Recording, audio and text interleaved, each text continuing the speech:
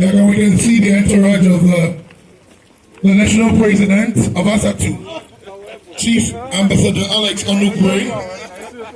I can even see the incoming president, Honorable Chief Tiana Udo, in the entourage. At the meantime, we're still awaiting the arrival of the chairman of today's occasion.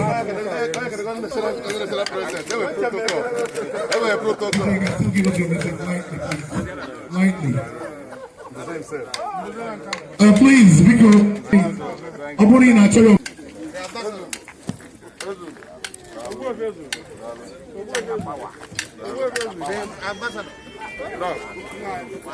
Like I earlier announced, we are awaiting the arrival of the chairman of today's occasion.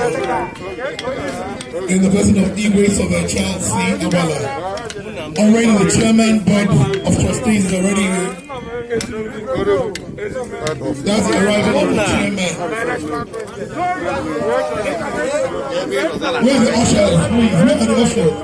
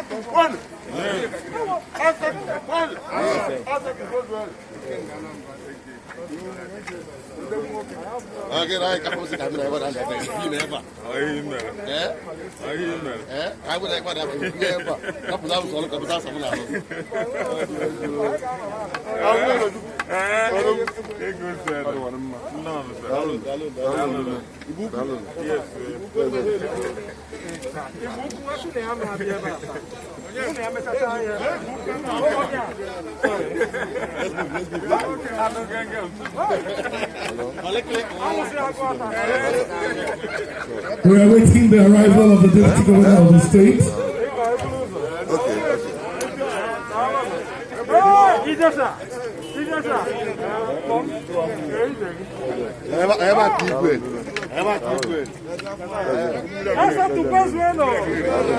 We can see the national president going around.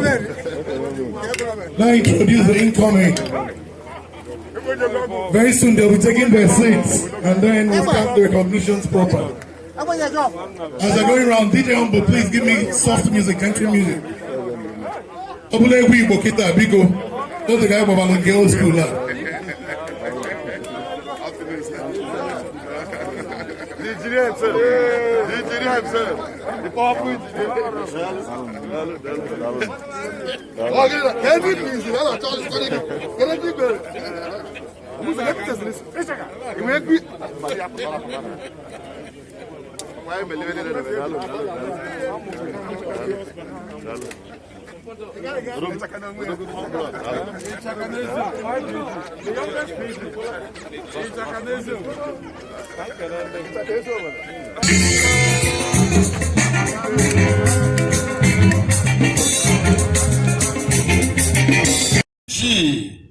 Obodo niile nke dị na Anambra steeti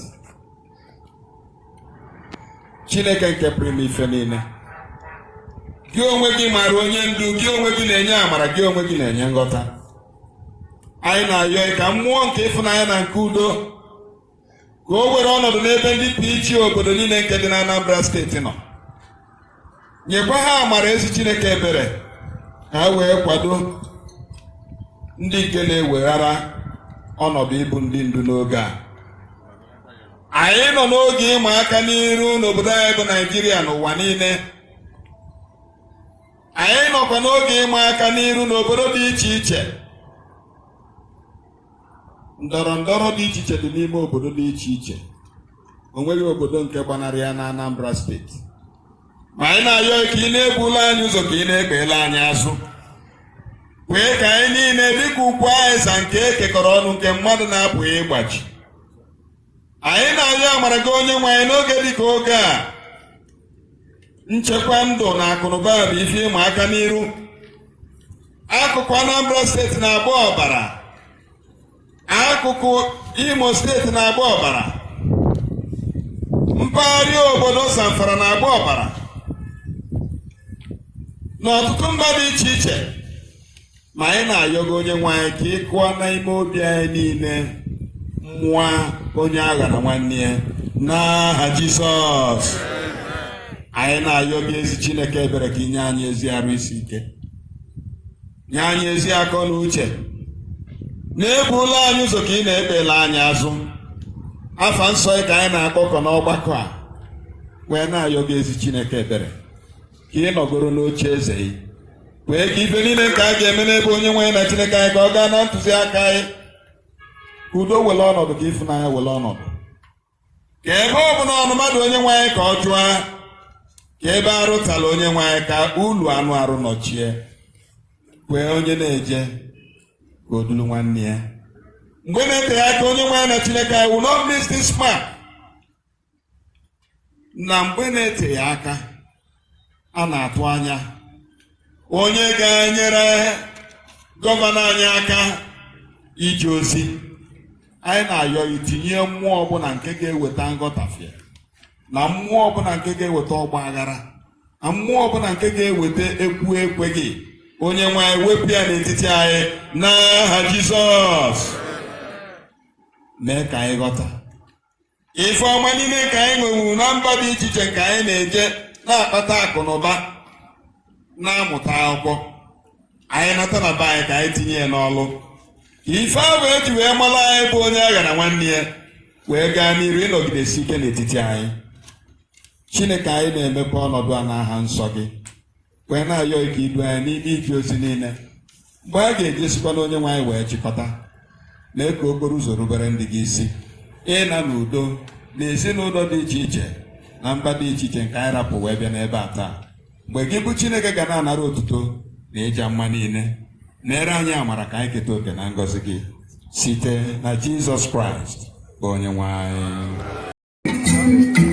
Let's take our seats. Let's take over our right minute, please. We can see the national president, the incoming national president, the chairman board of trustees, and the vice president, Ernest and Depot.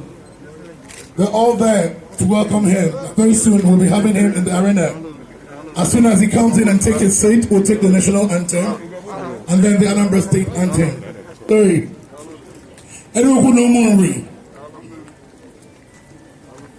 it's moving around.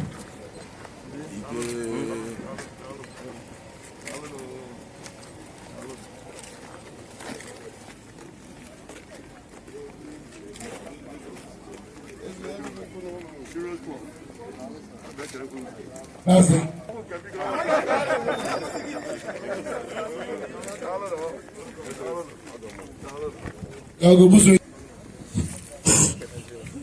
The national anthem.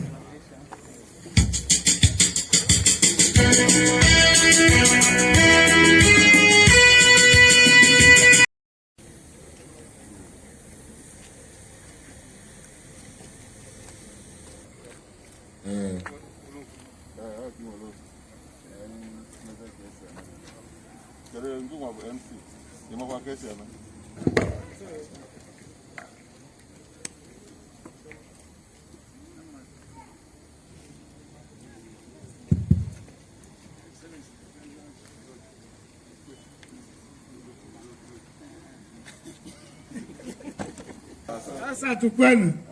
Asatu kwezono. Because Your Excellency, the Governor of Anambra State, ably represented by Chief Dr. Nkemo Keke, the Deputy Governor of Anambra State, and a second no. I make an ND Gali Jetata, Ojika Epitele, okay, Mawajika, and I never go Epele. Atupu Deputy Governor abịa na bụ ọjị ka olulu kịta anụnụ mana onwe ka esi eme ọjị a na-eke eke mana ya bụ ọjị ada anụkwa oyibo ọ jụkwara ije akwụkwọ maka na ya na Chukwu nọ Deputy Governor Ewolugoji. Again, Chairman and Board of Trustees Asatu. Nyaji.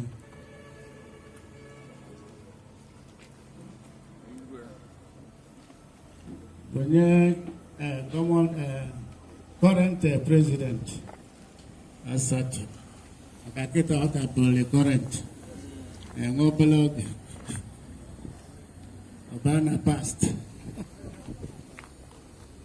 Okay, Gonyamina Catalania with female. They said the thing way happened now, they say it was. So Ngobelog it was. And then past presidents, past president generals, and then Asatu, and then Eba, Opinion Forge.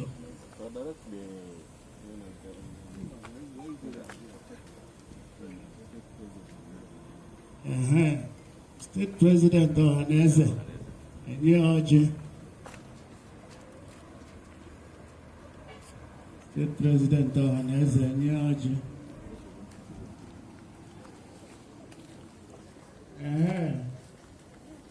Reverend Aina and Yoji. You're going to represent the bishop.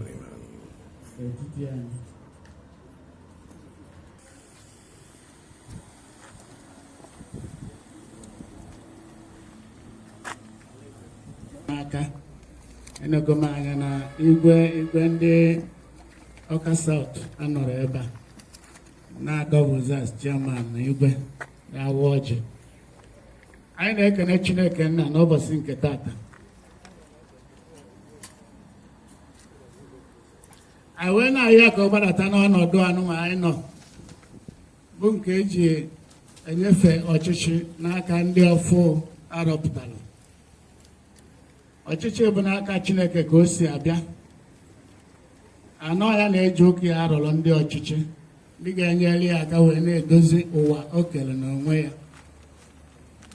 Ndị PGs nke nọ na kọmuniti niile bụ Chineke ka ha na-ejele ozi ịchịkwa obodo na ndị mmadụ o kere eke ka udo wee chịa n'obodo niile. Anyị na-ayọghọ nna ka ịgbadata bịa nọrọ anyị n'ọnọdụ a ka o wee gaa nke ọma. Anyị na-ayọkwa gị n'isi ndị na-apụ apụ, ndị ezekutiv na-apụ apụ, fach bọrọ wee na-apụ ọbọkwa ịpụ n'iru gị, kama fachịrị ọfụma ihe ejikwa ndụ na ngọzi na amara gị chọọ fa mma. Anyị na-ayọghọ na ndị ga-abanye inyekwafa nkwado gị zuru oke. Maka na ọ bụrụ na ị chere obodo onye na-eche na-eche n'efu, ọ bụrụ na ị kwadoro ma na ife niile abịa ebe ya nwere isi ọya ka anyị ji akpọkwu gị tupu anyị abaa n'ife ndị ọzọ, maka ọgụ ebu ọkacha ọgụ ikele ife niile. Anyị na-ayọkwa n'isi gọvanọ anyị nke bịara ebe a, nke onye na-ereprezentị ya bụ nnukwu deputi gọvanọ anyị bụ Chief Dr. Nkem Okeke.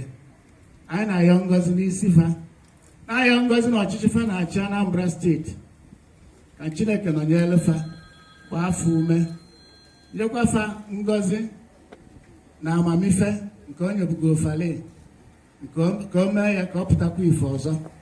Ọ ga-abụ oge anyị na-abanye n'ife ndọrọ ndọrọ ọchịchị ka o wee duo fa na uje, duo fa na ụna.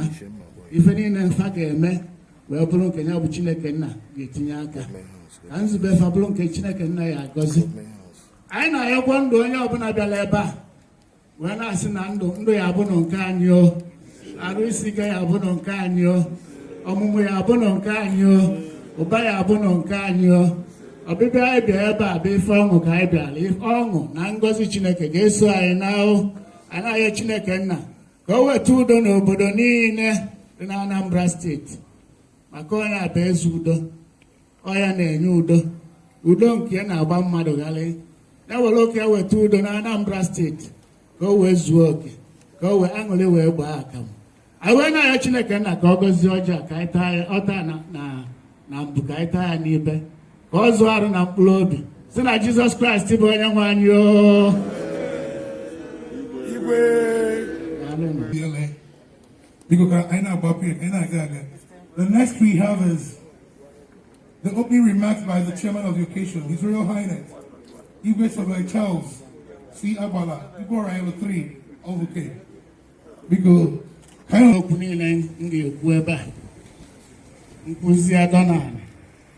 and the man is a if any and I got an eye. You can't go big and I open up. Up if any now there, nowhere there back. You know, where focus where well or chichi, where in Naka, in the 4, the Gachi, Asatu. I like and I know Zopolicha. Governor Anambra State. Canon Titiani. Manoya, Ochitalani Abo, Deputy Governor. I can go Bolo. I like an Equano. Oyan can up. But the current chairman. I could not get Belog. Past Abana Fia. And a past Anna Abano. And I will call Nuku Makana Abana portfolio.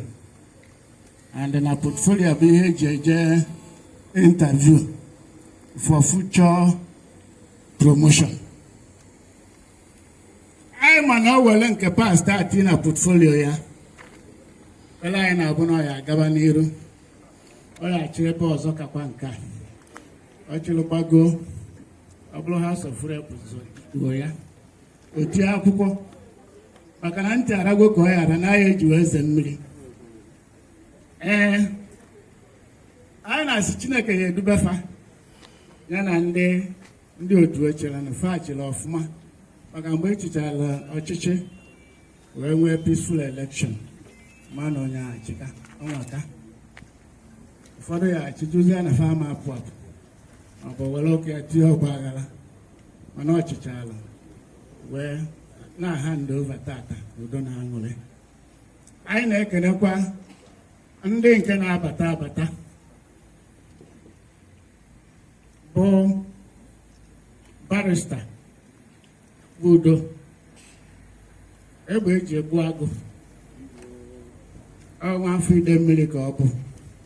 Azuta. And no man, okay, if you had the zone lulo. I couldn't do well for our web there. When I am to whom much is given, much is expected. I am going to do the when I say, name of Pokaisiana, each I am a book, each I will. I am adequate transparent. I am adequate successful. If it is 9 now, before I can in your tata, Negachi, I could get Chile, Asatu, Gaba, about what get Chile Polo. Because I need another time no Quigwe, Igua Machono, Dane Titiani, Okuabu Secretary, Anambra State Traditional Rulers Council. And I say again, no.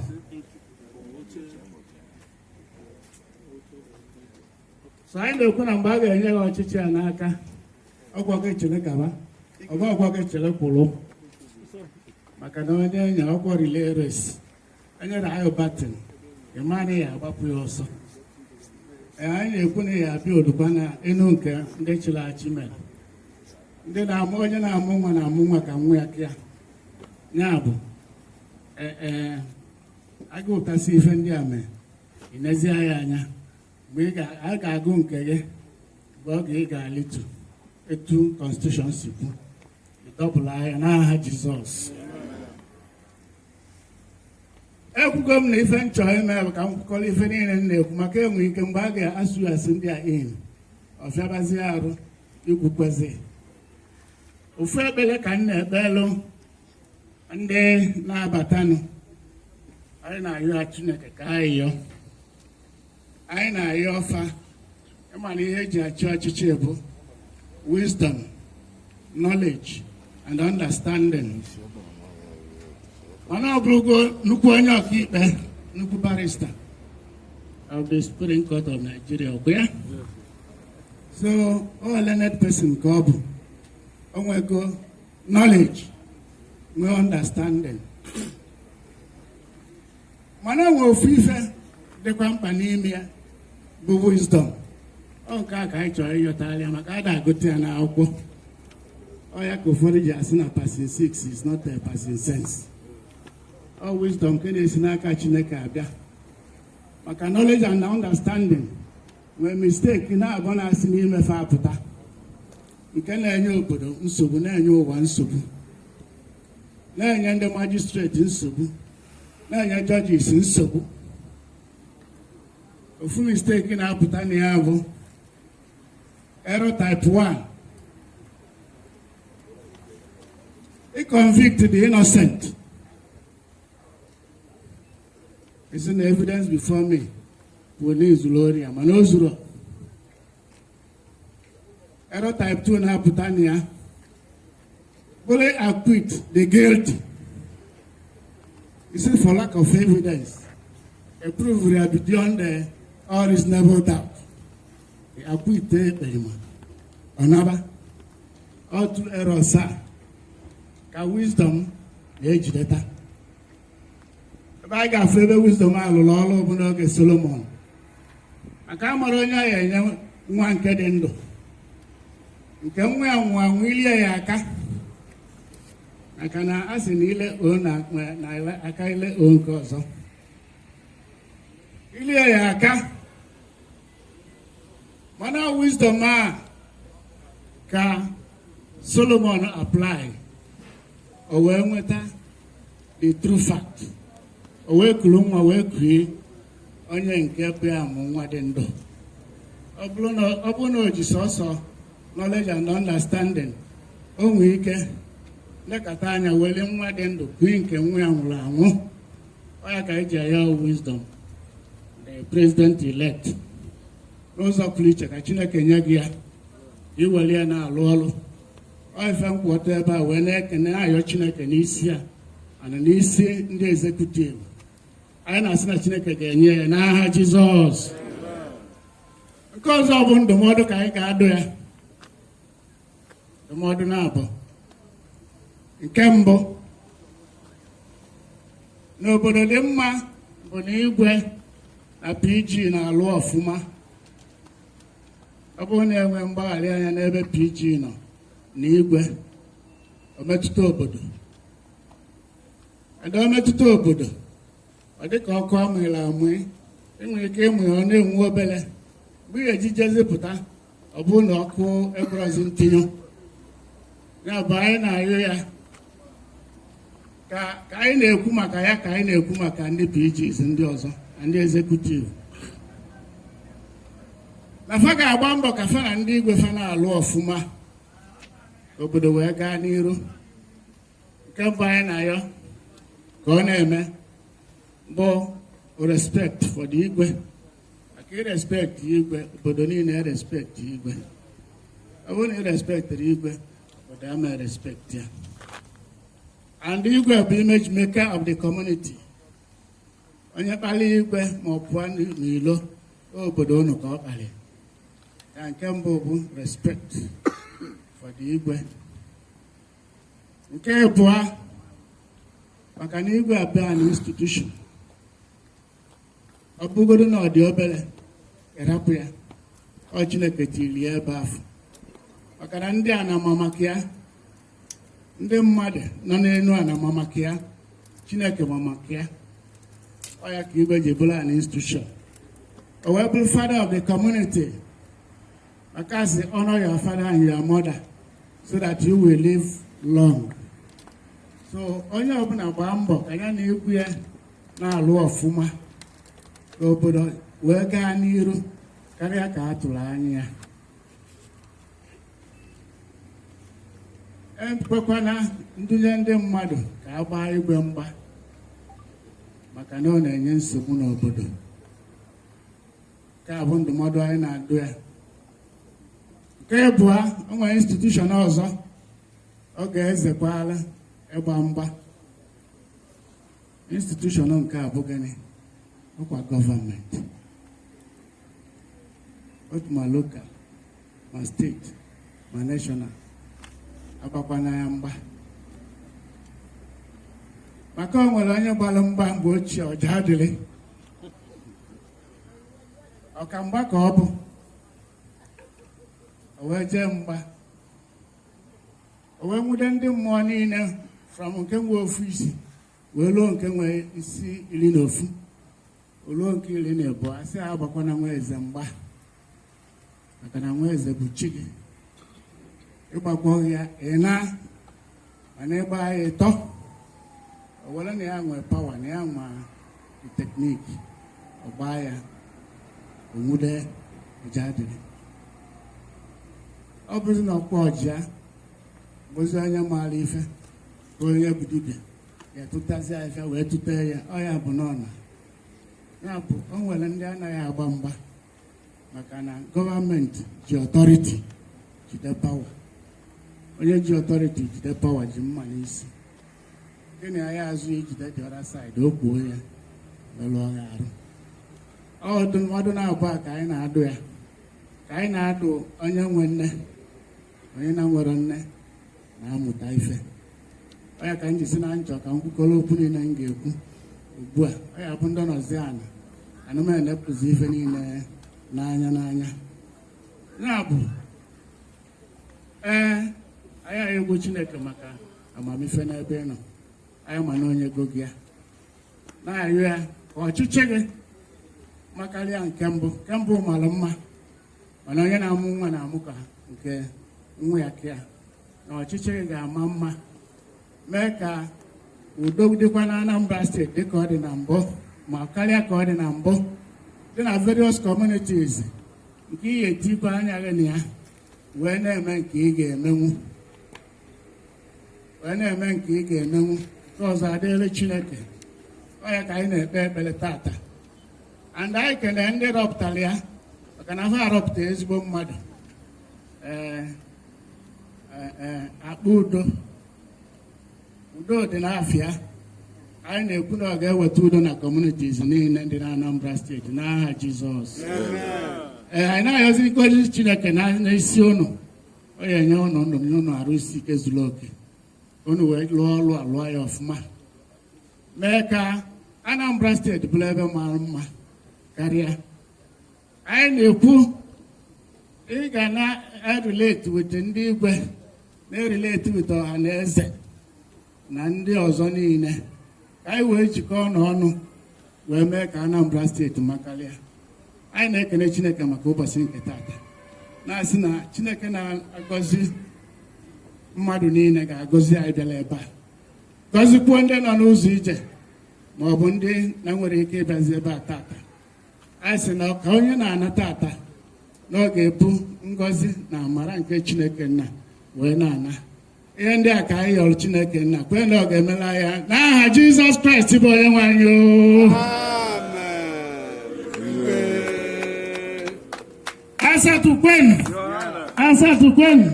Asatu kwenu zuonu. Your Excellency. Ayara kwana. Unu nụrụ ihe igwe kwu. Mana first of all, aga m asị ka may his soul rest in peace. Chimezie Kabu, the founder of this organization. Amen. Also, the Reverend representing the Bishop. Maka ọ ga-adị ka ekpere ikpere ọkụ ekpere ikpere foundation anyị dị nọdụ ebe a. Biko ndị nọ na mgbago ebe a, ọ igwesi n'ọnụ ọjị ka nsogbu si abịa. Ọ na-esi na protocol abịa. Ọ ya ka o ji abụ anyị na-asị ka anyị kwụrụ n'ibe ndị ọzọ kwuru ka ị ghara inwe nsogbu. Ndị President General, unu makwa na okwu m ụfọdụ oje aka mana ebe my friend ebe a deputy governor ọma nje aka mana o nwekwara ike onwe ebe mụ na unu ga-ese okwu 1 minute. 177 or 108 something town union. Kai Biareba by 12.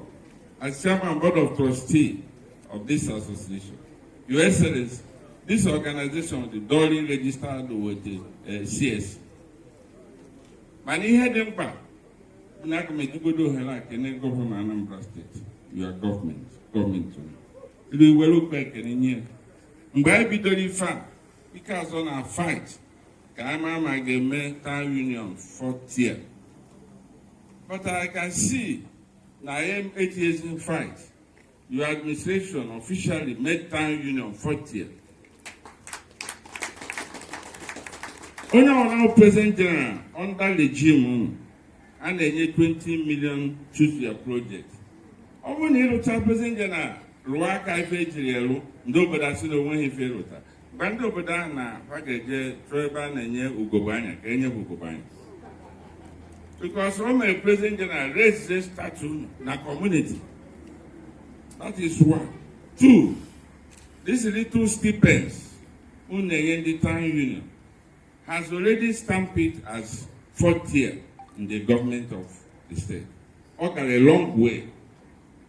In a full quality of people, Town Union. We are grateful to this administration. We don't beg President Generals to be loyal to government. Ordinary constitutional, that you must be loyal to government in power. Because I don't want two governments in any place. And Asatu religiously has been maintaining it. I must tell you, Your Excellency, sir. Now, the peace in the community or peace in the state, 80% of it comes from the current President General of community. No matter the number of families, no matter the number of money spent, if the Town Union decided to be a problem to any government, that government must sweat. The Asatu has made you people to go home and sleep. They only take instruction. They never ask you something. Your Royal Highness, on the traditional rulers. In our own, we have sat and discussed with them and let them understand how we tenure of few years and that we go. And when we have the womb, the President General you get Punu. So if we find a Town Union and leave, only we make chairman. Everyone I could go into, you not tell you how you have when you have work on Uji. Because when even as I know, only on will all work out. Culture of Nkunu, administration can the Town Union.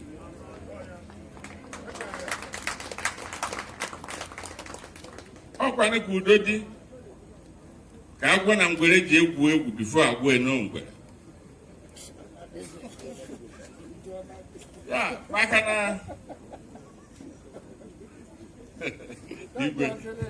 But I want to book a gay book again, but I'm not going nowhere. My uncle don't get you before now. So even the Kuna, only I know, and they were saying, I went so when you got chairman, vigilante, nobody. If I can do it, I know, oh, Udodi, Kawaja, will know, but I said, I'm happy. You see, because if we are getting him out, more web, President General, when you go there, you put him up for a second, and where, but you are quite well. My President General on Jim's always, and they were there as, but that notwithstanding, if I want to talk with it, we'll continue to do it. We want to do it in Anambra.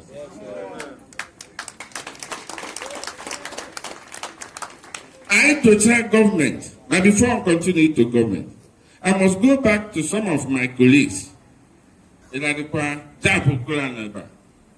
Ombu and Peter started this secretariat. He came and completed it. Not only that he completed it, if you look at back of this year, Ikazo auditorium.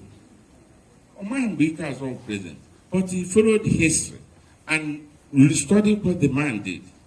A name Eban Ikazo auditorium, or Dinima Verueta, the President General. Who name any we think, because we are the Your Excellency, we are appealing to you through them, but they will eventually put it in writing. 20 million in every community. She may prove for this auditorium. Also, roof of auditorium because stipend and never fuel by the alone community. How much more is in your low community? But at the same time, if I have an image for us, one number, Malayun gets organized the incoming president, launching, approach government. This auditorium must be completed. Therefore, thank you. The outgoing president, we thank you. Because since you know game where a crisis now the left and right. But you manage to conclude your tenure and conclude it in time. And you are living in time. I thank you for that. More especially conducting an election. And making a bonus or election at that, carry on your win the win. Makoye Tara de court, I won't know the court, I am a never. He's still maintaining the spirit of Asatu. Onye ewete, o chere mbozo onwete, o je. You want abata. That's a job. It's born. And it's election period. We are becoming the president of Quebec. Quote me as chairman, board of trustees. Don't quote me as national vice president or Hanese. When not Quebec function in that side. I can say about for the Hanese. I will say another thing. So, we will only give thanks to Anambra State. Never thanks to the government of Anambra State for what they have done for Asatu. Asatu, who the government of Anambra? I'm going to tell you. Who the vote? Man, whoever I go in Kenya, or whoever the Kago can be the excellency. The dissolution of town unions. I will go see order of the day. I even bought rather happy about it. Once you took the 80% of rookie article, it doesn't give democracy to communities. All person they go now, my time will go out of way by a guy and no another person and no making about and you will give up.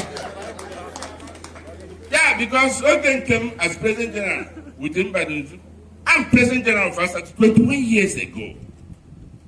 So, but we don't admit caretaker, NASA, because they are not democratically elected. Once you talk that the number of caretaker outnumber the number of the democratically elected, and they became president of Asatu. Aina Yogi, Nahachinazu, and I want board. When if I am a Meuku, I will know it be a Kaija blanket, I can I won't him hello, Shilly. Your Excellency, the Executive Governor of Anambra State, Chief Willie Madabrochukwu Obiano, ably represented by his dutiful Deputy Governor. It is with joy so profound that I address you today, my fellow PGs of the communities of Anambra State, and indeed the entire Asatu family and the good people of Anambra State. I welcome you to this great day. Today we have come to inaugurate and to usher into office the new national executive of our great association, Anambra State Association of Town Unions, the umbrella body of the 179 communities of Anambra State. This follows the successful conduct of election of the new national officers of the association, which held on December 30, 2020. To this extent, it is with humility and honor that I send my sincere appreciations to all the PGs of Anambra State, particularly my fellow colleagues of the outgoing National Executive Committee, the Asatu women, the youths and student wings for their rare cooperation in the past 3 years and 10 months of my leadership of this great family. I must not forget to send my appreciations to the Board of Trustees of Asatu, led by Ichie Demian Okeke Ogene Mbuzananka, and indeed the government of Anambra State, under the watch of our able and amiable governor, Chief Sir Willie Obiano, Akpokwodike Global. Let me in a special way recognize the traditional rulers of our communities who, as fathers and custodians of our values, must be appreciated for their working relationship with the PGs and town unions of our communities in support of the government in areas of security, service delivery, and policy formulation and implementation. We have all worked as a team for the good of Anambra State, and I say thank you all very much. Specifically, the success story of the 20 million naira Choose a Project initiative of the Obiano administration, which is in the third phase now, is eloquent testimony to the cordial relationship between the traditional rulers and the PGs and town unions of our communities. Today, the presence of government is easily visible and touchable in all the communities of Anambra State, and it is continuing. This is happening as a result of the commitment of the Presidents General and our traditional rulers in ensuring not only that the projects are completed in their communities, but by actually taking ownership of such projects such that government intentions are not defeated. In the area of security of life and property, the contributions of the PGs under Asatu leadership cannot be overemphasized. Asatu has been in the forefront of the struggle for community policing in Anambra State and Nigeria at large. Already, it is common knowledge that the management of the vigilante units in our communities is in the hands of the traditional rulers and the PGs. And I am proud to say that the 10 units of Anambra State, under my watch as national president, have lived up to expectations. This is one great reason why Anambra State is easily the safest and most orderly state in Nigeria. On the issue of welfare of PGs, I am equally proud that Asatu, under my leadership, has been able to bring more recognition for the role of the PGs by the government and the people of Anambra State. At a time, the PGs didn't have a kobo as stipend or salary for their efforts in building our communities and the state. This continued until my predecessor in office, Dr. J.P. Okolo, was able to convince the government, which then introduced the stipend of 20,000 naira per month for the PGs. Obviously, this was a great boost for the morale of the PGs.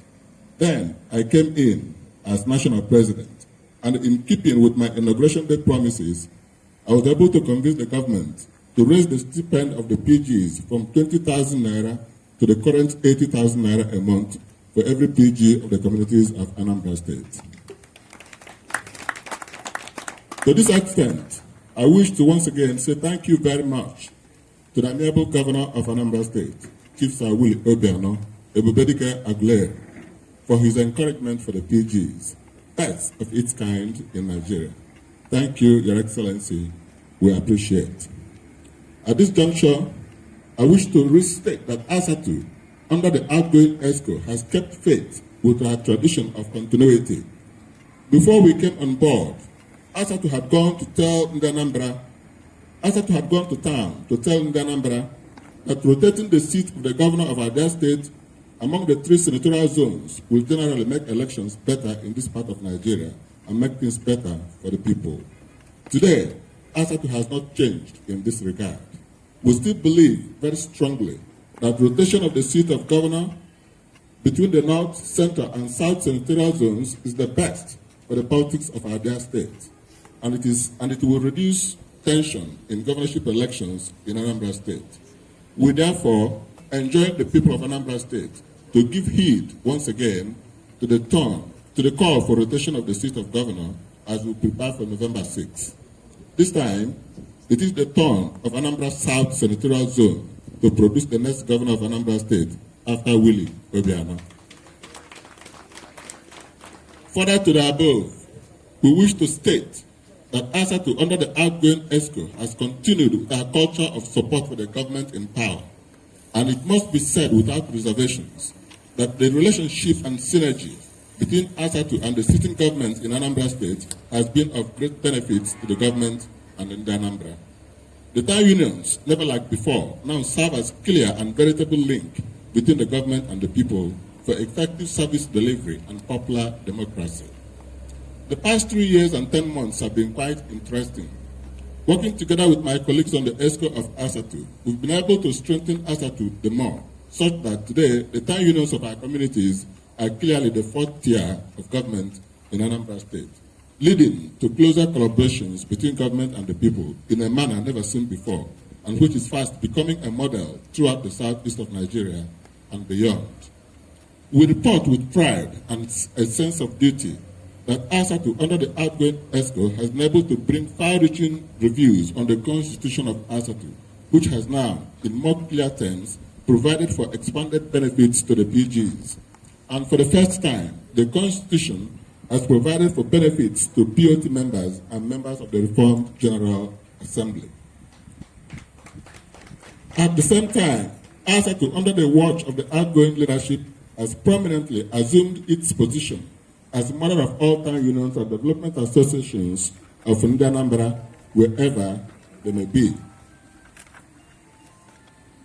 In August 2019, the national president led a delegation of Asatu to represent the communities of Anambra State at Anambra Day celebrations in Boston, USA, where a fundraising was staged for the establishment of Anambra House in Massachusetts, the United States of America. We are glad that Asatu equally contributed our widow's mite to the establishment of Anambra House in the city of Boston, Massachusetts. Earlier in 2017, Asatu had participated in Anambra Day celebrations in Abuja, the Federal Capital Territory of Nigeria. The Deputy Governor was there, I remember. These and more are great signs of unity of purpose for Anambra under Asatu. It is to be noted still that Asatu organized and carried out successful town hall meetings in the 3 senatorial zones in the state in 2019. The town hall meeting was an opportunity to sensitize Anambra on issues of interest to the people, including rotation of governorship of Anambra State and restructuring of Nigeria. At this stage, I still want to say that now, Asatu can now they even square about restructure Nigeria. We are still saying that not the imperative to restructure this federation so that Nigeria will be a better country. In November 2019, Asatu instituted an annual awards event to recognize and honor Anambra who distinguished themselves in service to our communities. COVID-19. Asatu had called an international press conference in May 2020 to denounce the shipping of almajiri from northern Nigeria to the southeast during the first wave of COVID-19 pandemic. That ugly practice stopped immediately after the press conference by Asatu. And I think we have to clap for ourselves for this, because now, Asatu was Simba, and I'm happy, and I think now Anambra are happy that immediately after that press conference, I could see that the line down on the southeast.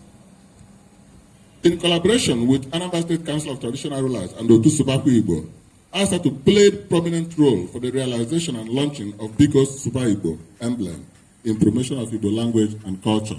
I want to send my special regards to Professor Peter Ejiofor. He's doing well in the promotion of our language.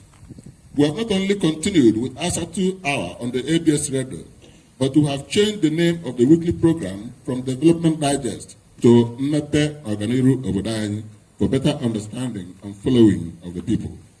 Asatu is now fully connected on the internet and website with website address asatu.com.ng. This is to ensure that our communities are not left out of the benefits of the information technology age. And equal opportunity to beg that PGs who have subscribed but have not actually sent information about their communities should do so. You will have to urge them on to do that so that our communities will be connected on the hub. May I at this juncture call on our youths to continue to be law-abiding, shun violence, drugs, cultism, and political thuggery, especially now that we are entering election period in Anambra State. It is equal an opportunity for us to remind ourselves that COVID-19 is real and still doing havoc. Let us stay safe always and comply with the safety protocols to avoid the disease. Once again, I call for continued synergy between our traditional rulers and our PGs for the good of our people and their state. This is not to rule out the possibilities of disagreements, but let such disagreements be approached in the light of the overriding public good of the people. This address will not be complete without a special recognition for the founding fathers of Asatu, led by Oboli Obosi, Chief Timeze Ikazo, Senior Advocate of Nigeria.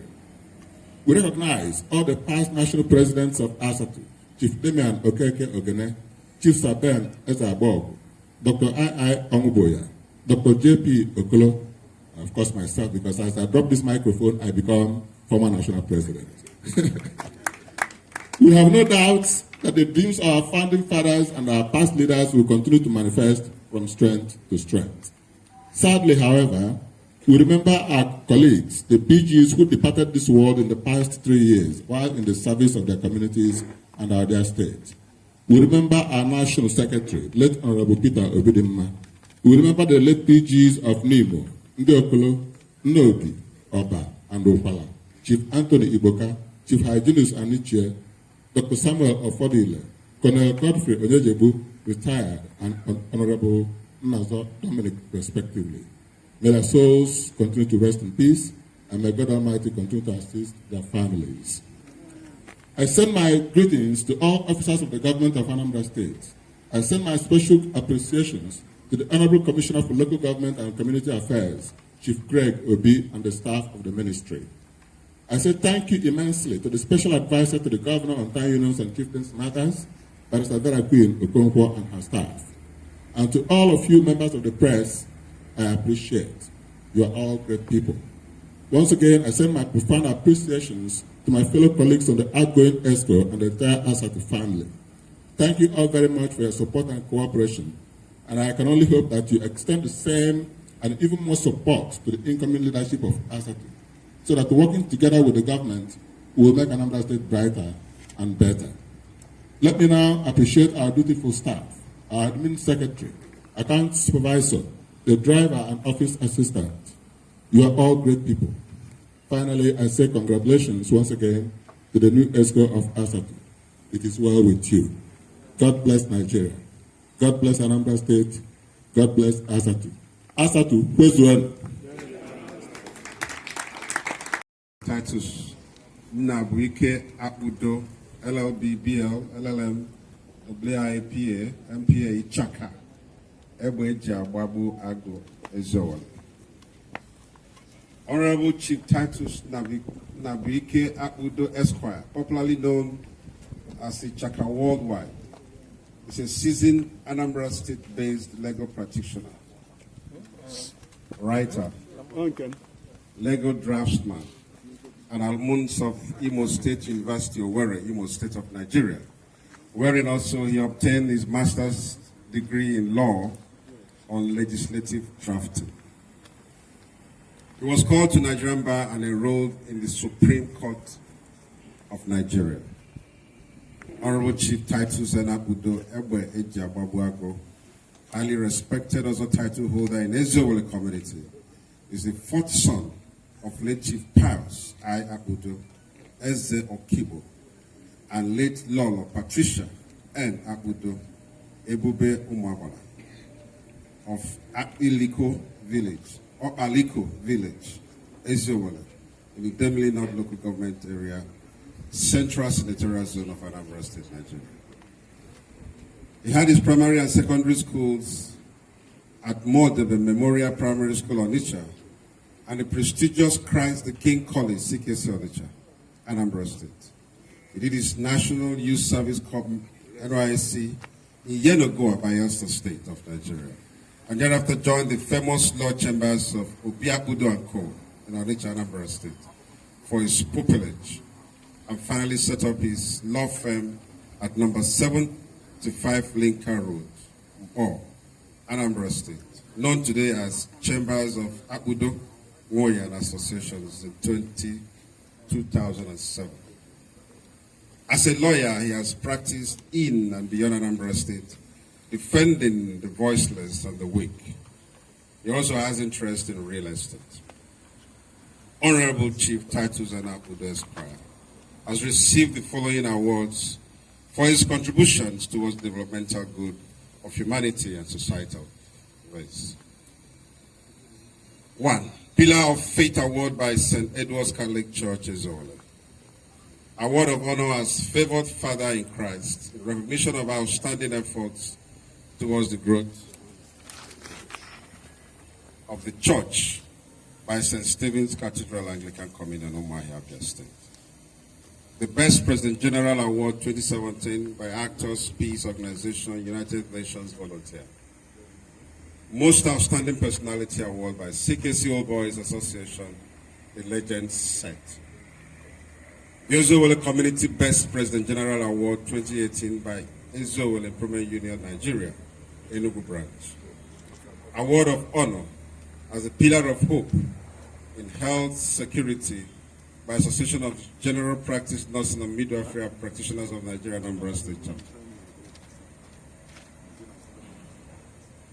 Award of Excellence in Community Service by Red Cross of Nigeria, Anambra State. Award of Excellence on Security Matters by Anambra State Community Policing Vigilante Idemili Chapter. Award of Excellence for Exemplary Leadership by Anambra State Ohanes and Debo Idemili North. Award of Excellence as Friend of the Youth by Sion, as Worthy Ambassador of Ezewole by Ezewole Improvement Union Nigeria, Mothers Union 2013. Most Distinguished President General of the years 2017 and 2018 by National Youth Forum, Ezewole. Humanitarian Service Award by Elite Club Onitsha. Pillar of Hope for Igbo Cultural Development and Sustainability by the Students' Union of Nwafo Rizu College of Education in Sube, just to mention but a few. Honorable Chief Titus Ena Udo is the incumbent President General and Vice President General, is the incumbent President General of his community as well, having served them successfully as the Vice President General in the past. He's also Vice Chairman, Anambra State Association of Town Union Asatu, Central Anambra State. Chairman Bylaws Review Committee Asatu Anambra Central. Chairman Ohanes Ndibo Idemili North Chapter. Chairman Electoral Committee, National Youth Wing Election, Ohanes Ndibo Anambra State. Patron, Red Cross Anambra State. By virtue of the President of Asatu, also the Vice President of Ohanes Ndibo of Anambra State. Please put your hands together for this.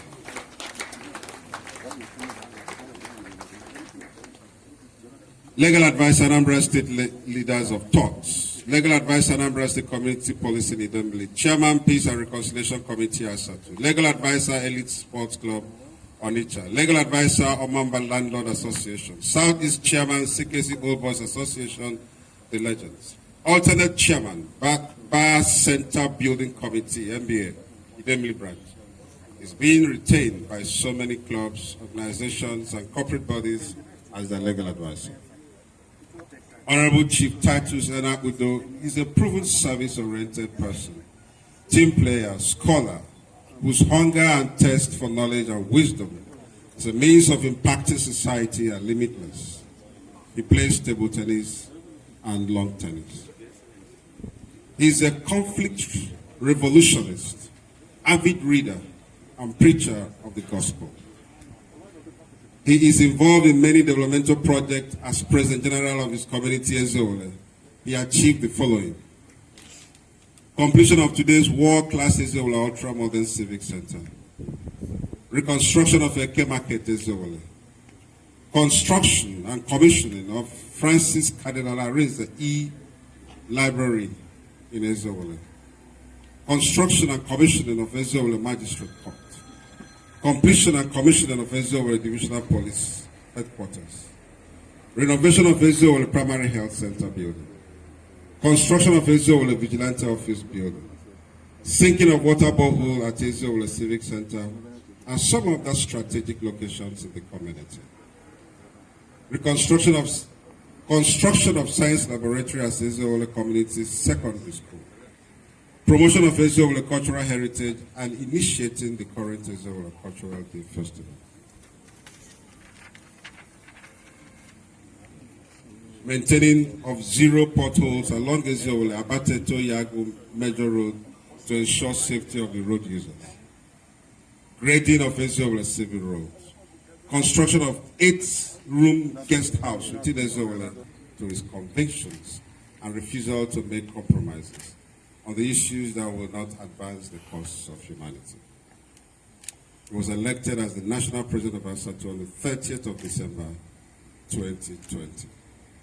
He's married to Uzamaka Genevieve, and they are blessed with 5 beautiful children. Ladies and gentlemen, join me. So I have the honor and privilege to present to you Chief Honorable Barrister Tiena Udo, Ichaka Ewe Jagwa Ago, to be sworn in as the national president, Anambra State Association of Town Union, Asatu. Please put your hands together. You're welcome, sir.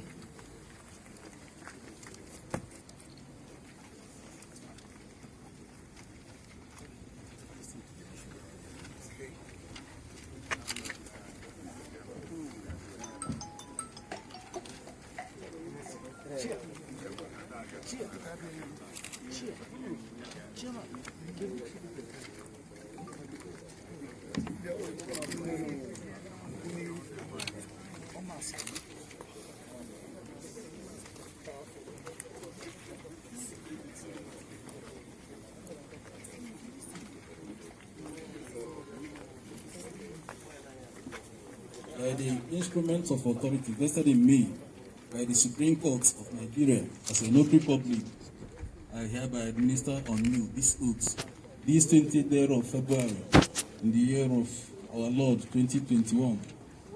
Long live the notaries public, long live Asatu, long live Anambra State, long live the justices of the Supreme Court of Nigeria, long live Nigeria. You say after me. Well, first, this is an oath of affirmation of office of an officer of the Anambra State Association of Town Unions. Please raise your right hands.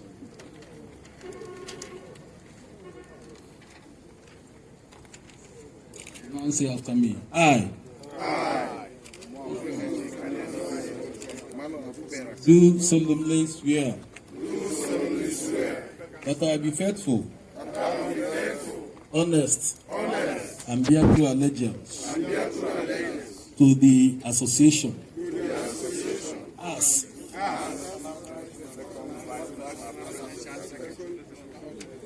will discharge my duties to the best of my ability and in accordance with the Constitution of the Association and the laws of Anambra State and Federal Republic of Nigeria, and any other rules and regulations applicable to the association in Anambra State, and always in the interest, well-being and prosperity of the association, in particular, and all the people of Anambra State in general. That I will live to promote the aims and objectives of the association. That I will not allow my personal interest to influence my official conduct or my official decision. That I will do right to all manner of people according to law without fear, favor or affection or ill will. So help me God.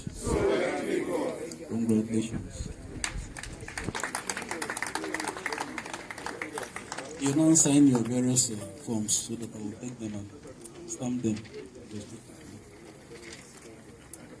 I'll come back now. Please come back.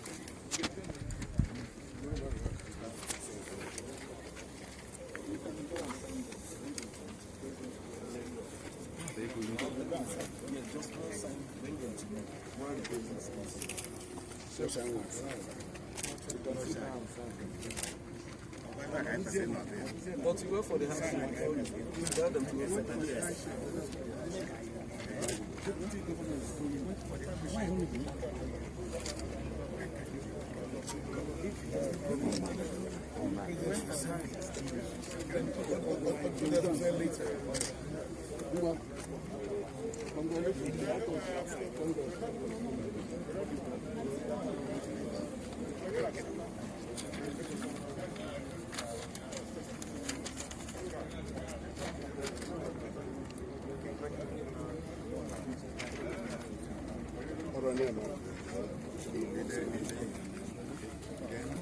the new national president. Please, the other executive members, please, you'll sit down, you'll do the signing later, but right now, we want to take on. Represented by the Palace Secretary, Obanesa, and then the state president, Ohaneze Ndibo,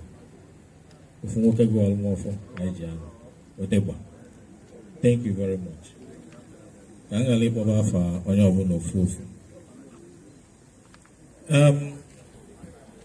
Let me not read from the paper. Let me do a summary of it. And I'll prefer to do it in a mother tongue or language. Your Excellency, nke bụ eziokwu na tata bụ nnukwu ụbọchị. Na ndụ anyị nwabụ ndị Anambra, na ndụ anyị nwabụ ndị Asatu. At this point, enwere m ike ibido ikwube anything without first of all ikenegodu Chukwu Okike, onye mee ka anyị niile nọ ebe a wee zụọ anyị ndụ mee ma nsogbu niile anyị nwere, ma COVID-19, ma EndSARS, ma all the problems facing the state and the country and the globe. Anyị nwee ike survive nọ ebe a tata. Anyị na-ekene ya, na-ekene onye ọbụla na onye nọ ebe a tata, especially Your Excellency. I work the time basically I in our midst to ensure na ihe niile anyị na-eme ọ gala ọfụma. Maka na ọ bụrụ na ikwu na ọma aka tata ọmaka, onye bụ ife mbuze na-ekwu ọ kwụrụ emekata na nwa onye ka ya ogologo maka iwu ji fie okwu. Daalụsa. N'otu aka ka m ji ekene our executive governor of the state, onye gbaa mbọ ịfụ na o sonyere nzọụkwụ ndị ọzọ wee nye Asatu ume ha ji eketa aka.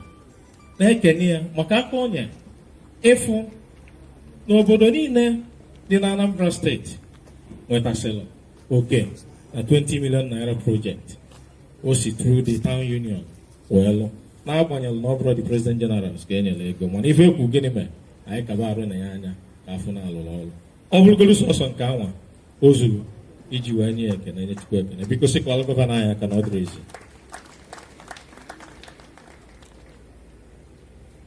Anyị na-ekenekwu ya maka etu o si gba mbọ fụ, maka na ọ ya bụnya na ogebuzi etụsi alụ ife a na-eme. Anambra tata the safest state in the whole of Federation. Enwe security, and since ife anọ wee rue tata o nwere na Anambra ka na-abụ first. Chukwu dobe, Chukwu gozie unu, gobuzie kenala Your Excellency. N'otu aka ka m ji ekene my beloved brother and friend Chief Alex Onukwu. A na ekene gị na ndị gị na ha wee lụọ ọrụ Asatu maka mbụ unu gba ọkachasị ịfụ na anyị bụ ndị the president general na anyị nwee udo n'ime anyị. Ịgba mbọ fụ na ị na-eme ka ife ọbụla kwesịrị ịlụ anyị lụọ anyị. At a stage anyị kpọwago n'ube nwanne agba n'ọsọ. Sọsọ etu isi wee megodu handle the affairs of Asatu mgbe enwe crisis na this state, na this country, ma COVID-19 and so on. Most of us are for fear. You're a great man. I know can I give for that. In my feeling, Chukunyaga administration, Onyaganya. Ikaga places. Ide Gafage, Napuko, and Kendim Melly. In your Yezubo election, Ghana Noroga, Colon, Messi and Yon American, Moyne Melly, Mandi Melly, Wagene, one Libioma, Wayers, Nimeli Adikamoke, Himeli Rika, Magubi Ufu, Makano Gadero, Dalo, and my the President General, because one night Waka, Yan and Deskia, Awaka, Wakanopo Nafacho, what you know that I in Chanina. Can neck and the DOT. Makanaka Hanya, Mbama, Ona Hanya or Backen, each of. I want to hear him. Dalo. Naka Kanji Kenekwa, the Commissioner for Local Government, Yana the SA, Wakana and Lula Satuanya, I went at Ganiro. Asem, Aboswem Bake, when I'm Bonina and I walk or the Anambra State. Chukwu gozie ha. Wee na-ekene ụmụnne m ndị Asatu, the President General. Unu tibere anyị ugo anyị ji wee nọrọ ebe a tata. Emesigo election Anambra State Asatu. Ihe dịzila anyị bụ ime gịnị ijikọ aka ọnụ wee nwee ike move the association forward maka ọdịmma Anambra State. The time m ji wee rọpụta anyị a time dị very critical na history Anambra State. Mgbe onye ọbụla na-ene anya na Asatu ga-akwụsị ike, kwesie ike, mepụta ihe kwesịrị na ha ga-eme ka gịnị mee ka anyị wee nwee ezigbo onye ndu ga-abịa n'oge na-adịrị iru. And anyị na-atụ anya na Chineke ga-eme gịnị na ọ ga-enye anyị dị ume ka anyị mee anya n'afa Kraịst onye nwe anyị. Biko nụ ụmụnne m, nke mbụ bụ ịrọpụta a leader, mana nke abụọ bụ ime gịnị inye nkwado zuru oke. Ọgịga na ọdịda Asatu dị mụ na unu n'aka. Asatu dị mma, Anambra adịgo mma, maka na ọ ga-ebido na the communities. Biko nụ, nkwado ka anyị na-ayọ, ekpelu nke anyị na-ayọ. Ọnwegodo onye mejọ n'ụdị ọbụla bụ n'ụdị ya kpụsi ya ka anyị mee nụ nwanne ka anyị gaa n'iru maka ọdịmma Asatu na Anambra Steeti. Ana m ekene ndị igwe, ndị nna anyị maka enyemaka unu na-enyere anyị na nghọta unu na-aghọta anyị. Wee were aka wee na-ekene na-ayọkwu nsị ọnwa onye President General ya mejọ onwe ike ya gbaa anyị ụkwụ na ntị, ya taa anyị alụ ntị ka anyị bido ebe a ma dozibe karịa ọ ga-adaba tigbuo zọgbuo. Maka na ọ bụrụ na obodo adịrọ mma, onwe ndị na-elu ulu ya. Mana ọ na igwe dị mma n'obodo, onwe ndị ọrụ adị mma n'obi. Mana ọ na anyị jikọ aka ọnụ, o nwere ihe mee na dị steeti ihe ọ na-anyị chọrọ n'aka Chukwu na ọ ma emela anyị. Maka na anyị bụ ndị isi nchụaja, gọọmenti ọwụ na-efecha ebudatala anyị etela ọnọdụ. Biko unu anyị ndị nna anyị ka unu bụ, ọ dị mma unu na nwanne m nwoke Alex na Asatu, anyị ga-emente ya, anyị ga-ayọ unu ka unu nyere anyị aka. Maka na a na-ekwu okwu civic center anyị ma ọditorium Chimetizike azọ, ebe nna kwadoro na anyị ga-abanye ama abanwe ya, maka na ọ ga-abụ nna kwuo nwajụ ọnya bụ na okwu ekobe afọ ofu anyị ya okogbuzie na ya ọ ga-eti ọnụ wee gbuo unu. Ọ segasị ka ọrụ anyị nọ n'isi na anyị ga-eti aka wee yọọ. Atụfula oge na ekene unu n'anya etu a mụ na unu na-ekwu. Enwe nsogbu dị iche iche n'obodo dị iche iche. Ụmụnne m ndị Asatu unu ka nna agwa, ọ ga-elugo na ọ bụrụ na anyị jesie tata nata anyị anọkọ ọnụ nwala ebe nsogbu anyị niile anwasị jebe obodo dị iche iche ka anyị n'elu anya na mmiri mara etu a ga-esi wee mee ka ọ dị mma. Unu n'anya ndị agha ogbu mmadụ kwada a na-akpọ ndị herdsmen ma ndị ori agbago mụ na ụlọ okilikili na-emebisi ife. Ọ dị ka ya asị na mmadụ anụrụ. Ọ ga-elugo mgbe anyị ga naanị kpaa nkata mara etu a ga-esi wee mee na ọ bụ ọkwa n'ihe ọgụ pụta obi udo ka anyị nwee ike imebe anyị ka ọ mee gịnị ka ọ dị sekiọr. Unu n'anya ihe nji wee sị ka nsụba Igbo kama si na-etinye obere oyibo abụrụ na mpekara ekwemasụ, kama na ọ na-emezi ifela na ịbata n'ọtụtụ ezinụlọ. Anyị bụ ndị Igbo, o nwere ọzọ ihe na-enwe ike ịsụrụ nwa ya Igbo ma ọ bụ oyibo. Oyibo ozi ihe anyị ji wee melụ okwu na ụka. Ọrụ dịrị anyị ndị Asatu, anyị ga-aga na skuul niile dị n'iche iche gbakwukwuo gọọmenti ka enye aka ebidogo sụọ gị Igbo. Ọ na-amịta mkpụrụ mana anyị need to do more. Enwere a lot of things to do. Ihe ederede n'akwụkwọ arị nne mee elidobe ogogbuzuo, mana ihe nna ya bụ na anụ m ayọ dịka our chairman dị otu ikwu unu n'anya most communities na Anambra State. Ụfọdụ President General Chairman ara enwewuzi ike ịkpọ meeting n'obodo ha because of unacceptability ihe gbasara kiateka. Ọ bụ na ọ daa n'ụdị a si tụọ alụ si chịkọọ isi ka ọ wee kweme gịnị mee. Ọ bụrụ na emebi ya na ọnọ ka ọ dị na o nwere mgbe ọ ga-abụ oluo akpụ oku ma si ezuna n'igwe wee yelu gawa. ozi a ga-ebu na ọ na-elu ebe ndị ka anyị na-atụ alụ si tinye ọnụ si na-achịkọ isi achịkọ ka ọ ghara ụzọ iwe teta ụla mmadụ jebe ọrụ n'ụtụtụ agwa ya na-emeghị ekiu na mgbede ịpụtazia na mitin ọ na-adịghị ghara ma ịga ekene ka m pụrụ inye onye ọbụla ihe niile anyị na-eme bụ na anyị need the support of the government in everything na anyị na-eme ka anyị wee nwee ike achieve success. Anụ m ekene onye na onye ọbụla maka etu unu si wee nye anyị ikike anyị solujela Asatu ozi. Anyị na-ekwu unu nkwa na anyị nabatara ya bụ ọrụ nyere anyị na anyị ga-eji ya na-egwu Chineke jekwa anya ya etu ọ ga-esi dị unu mma ka Chineke gozie anyị niile n'afọ Kraịst onye nwe anyị. Yeah, thank you, the National President. Right now, I'll be calling on His Excellency, the Governor of the State, ably represented by His Excellency Dr. Nkem Okeke, Deputy Governor of Anambra State. Ezwe Enugukunomuri. I don't know.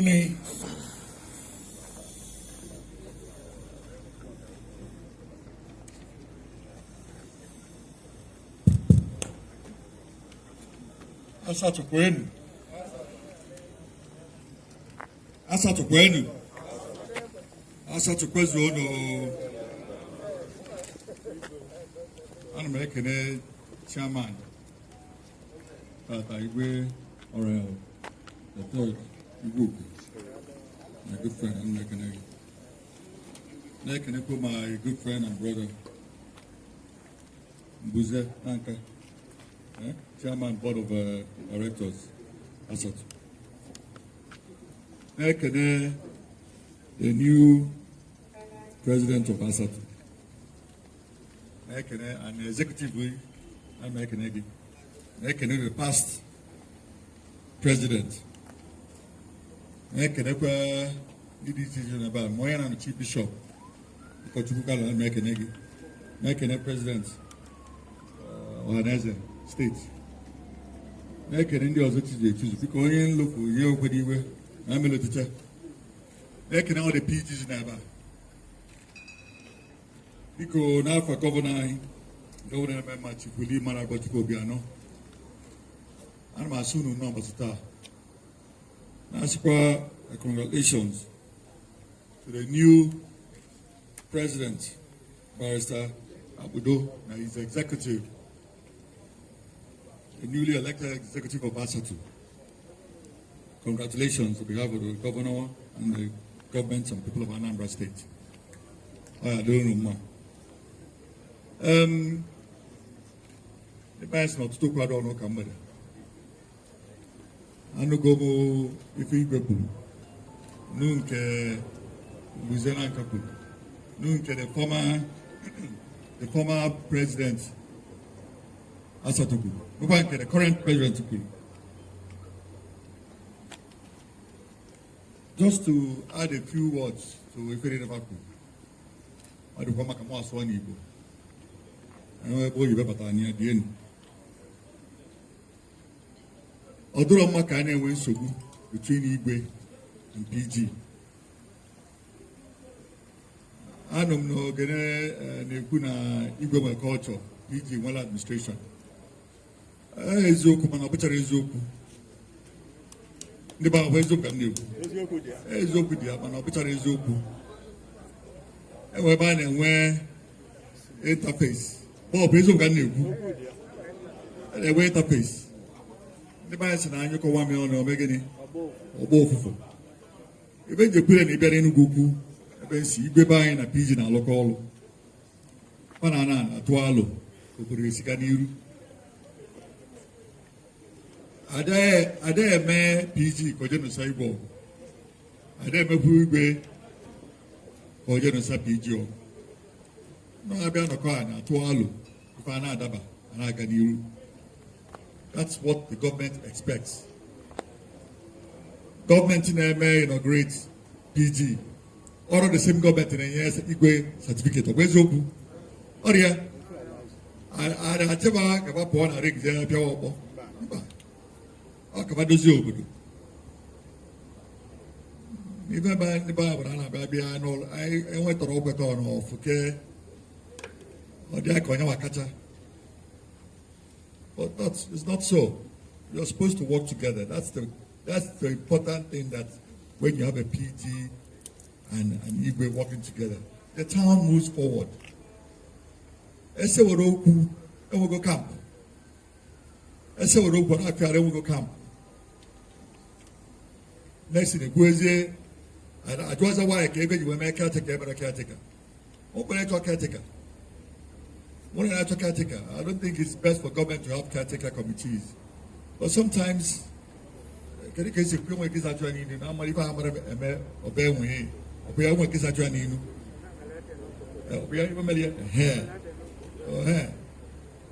reason for caretaker at times is because of the violence that erupts, the unease that happens.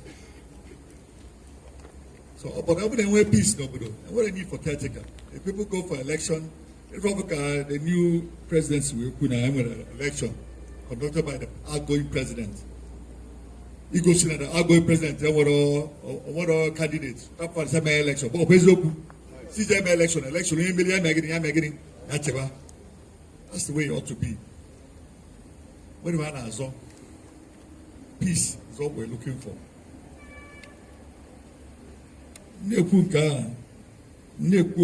COVID.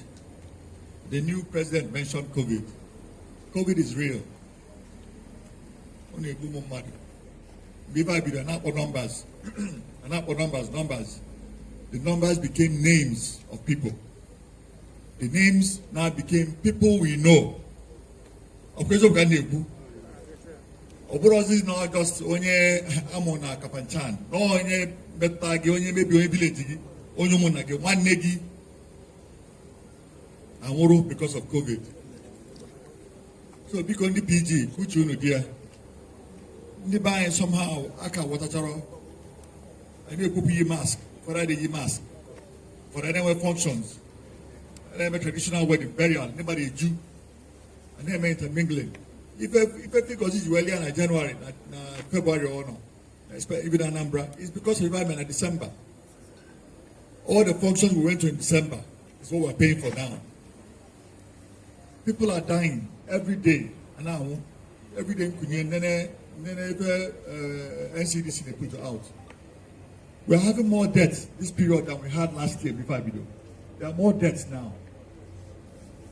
Because even Ayun, part of the challenge we have is this. Onyaronwa, Obagana clinic close to him. Of course, the doctors in those clinics have more capacity to test for COVID. I'm not sure because they were in a state hospital. They made a COVID test. I see no malaria. You know what malaria? Even the virus just keeps on growing in your body. Only open the emma. Gemiti, only open the emma. Na yaro. See, I just made a COVID test. Once you don't make a malaria, I can empty. See, just go and do a COVID test. All the free. Go to a state government hospital. Email I see negative. Hey, it's got to be good. Malaria or because the sooner you catch it, the sooner you catch COVID, the better for you. I keep on talking about this because I know, I'm a government, I read, I get information about people that die. Don't joke with COVID. I never wake up with COVID. All of us never. One person out of everybody never know. When I was in the I wrote the each. Cause you remember I wrote go procure to make it out. When you remember they keep on with familiar. When you get mild symptoms, overly sure. When you get in a bed, you could have bullet so good. Oh, when you beat the COVID 3 months ago, can I have COVID? Their body I can't recover completely. I don't want to be that person. I don't want to be that person. And I know nobody here try to be that person. COVID. So please don't joke with COVID. Don't joke with COVID. I wasn't trying back who headsmen farmer clashes. Abuja, he represents the governor. Governors forum and NEC meeting. And I'm here once a month, Wednesdays and Thursdays. One katoza apalo, one katoza apalo, eba beluso, ekobasalo, herdsman Fulani clashes. The governors need to go. All the governors have agreed. No more open grazing. No more open grazing. Because that creates that conflict. And then when if I accuse you, then you get video ranching, then you get BDA, can I federal government is support of her. But then my fear. If I did put them, but it's long term. Right now, ndị na-achị efi ga na-achị efi. But malụnụ ife na-ekwubikonu. This is the fact. Ọ bụrụ onye niile na-achị efi bụ criminal. Ọ bụ eziokwu. Ọ bụrụ onye niile na-achị efi bụ criminals. O nwere tụga anyị na ndị Hausa na-achị efi bi. O tego. But because kidnapping has come and is more in the south, and there is money to be made from kidnapping. For the Fulanis, I bet making criminals, I bet join ya. Or is open you. Only open up a criminal, often a best when they go through kidnapping. Or bet join ya. But even in mind, and I understand the frustration. A coupon meeting. See, even if one in the Igbo, when Abia Indian chief and not chief because I pull it up, I live over and let them and Uzo. Where they're not supposed to go. So that increases the frustration in the buying. Abaja, a kidnap or anybody that's not on the Fulani. A kidnap or a Fulani.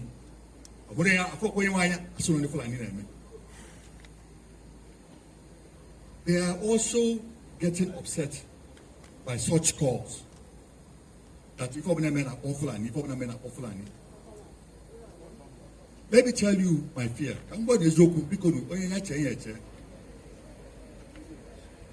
Onwe ife sunu n'obodo a na Nigeria. Onye asa megide wọle utie all family na ugwu asa ọkwa eziokwu. Ndị be anyị nọ na north. Investment farm ebe a payarapịa. KMT, ama m ụfọdụ egwu n'ọnya baya asịba na parapịa na taba. Ọ dịrị izi nna. Ọ dịrị izi. Onye mego home here, n'ugwu Hausa. They will be there. Let's pray for peace. Let us pray for peace. The government set up a committee to look into herdsman farmer clashes. All day. The herders na farm, they are made to pay. Farmers in a bull cow, they are made to pay. That's the job for government. So when the youth na chibidogo, please stop it. It doesn't send good signal for us. We have peace in this state. Can I continue that peace? I need to see the words it was of womb. What they are foggy.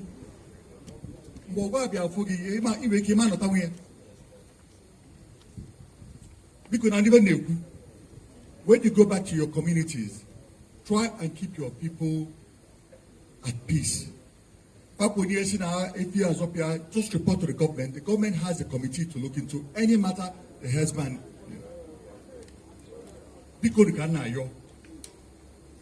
I am worried. Sick of being over that. Because Obido over that. If you get men in Nigeria, 2 men here. The reason why I'm seeing this opportunity to talk here because Urumbo PGs of all the communities in Anambra, you are here to represent your communities. Keep the peace. Government of Puerto Rico, was open grazing. They've all agreed. But I know that will take time. I know the federal government will come up with a law or a process to stop open grazing. Cattle is not meant to trek from place to place. And then one ranch is ever supposed to know. So that's going to happen. But in the short run, in the meantime, let us maintain our peace. I like if you PG, President General. So now, Anambra is the safest community. Governor Batebat may see safety as priority. Let's not start any process. Take it to our mind. Let it be happening in other communities, in other states, not Anambra. Pigeon and even Nebu, Bikono, which you know there. The new executive, on a demand mad by Emalivan Kenya Palapomel, Imagini, Imekalia, Gomel, Obezoku. I heard the new president and I love what he said. No, not Talokuma, Mudun Padolia. Government can happen up Unu. I'm not going to you know, caretaker and the support from government. The government will continue to support. Because we want peace. We can't be everywhere. We cannot be in every town in this community. No one are the representatives. If there's peace in the town, it's the PG and we are working together to make sure that peace exists. So please, let us continue to do that. I'm happy to have come. I'm happy to have been here to witness this and to have opportunity to speak to you as fellow citizens of this state. Let us work together and move our state forward. Once again, on behalf of the governor and the government of Anambra State, I want to congratulate the new president, Barrister, and Mekanegi. I don't know Pugi. Yeah, it's tough, man. God is in control.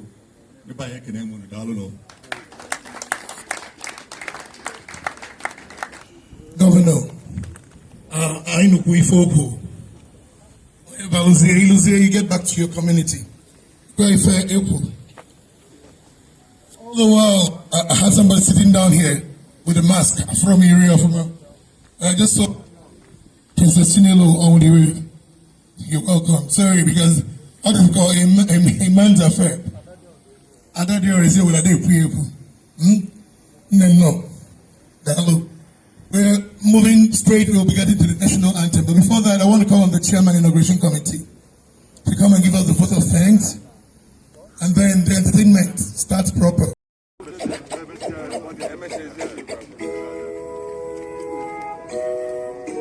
The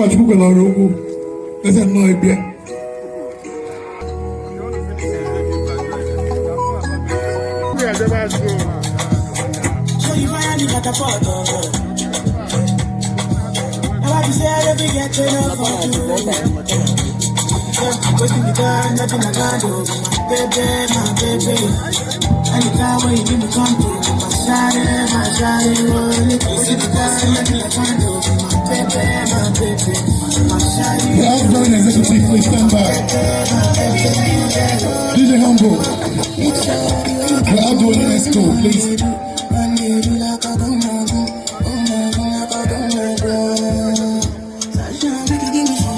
The ESCO, come in, the ESCO.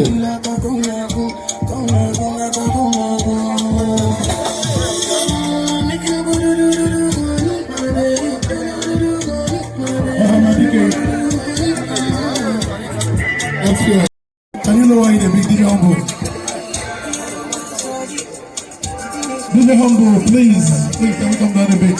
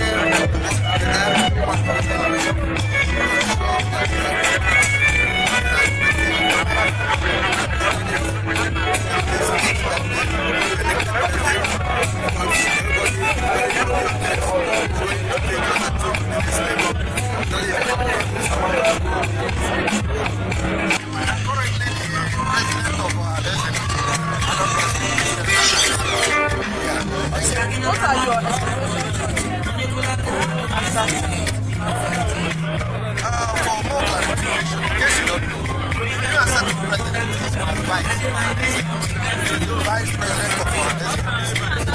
So, our expectations he has been a president of his government. He has known the rules, everything about Asatu. And he was the governor of Asatu.